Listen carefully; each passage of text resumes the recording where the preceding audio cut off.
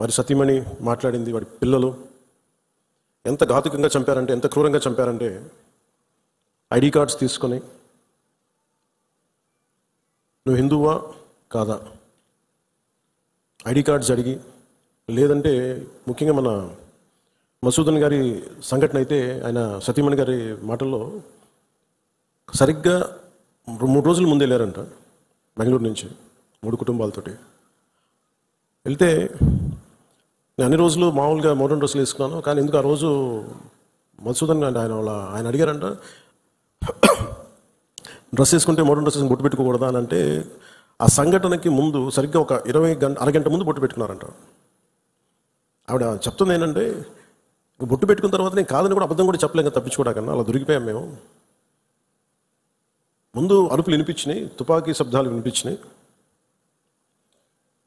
కింద పడుకున్నాం, నా చేయి కూడా పట్టుకున్న, పిల్లలు కొంచెం దూరంగా ఉన్నారు. ఇదంతా కుటుంబం దాదాపు అలాగే ఆ గ్రౌండ్లో దాదాపు ఆ ఏరియాలో 400 నుంచి 500 మంది ఉండిపోయారు టూరిస్టులు. మసూదన్ గారు ఆయన సతీమణి చేయనే పట్టుకొని, ఏమవుతుంది మనకి ఏమవుతుంది, నువ్వు చూడకంటే ఆ బూట్లు చప్పుళ్ళు చాలా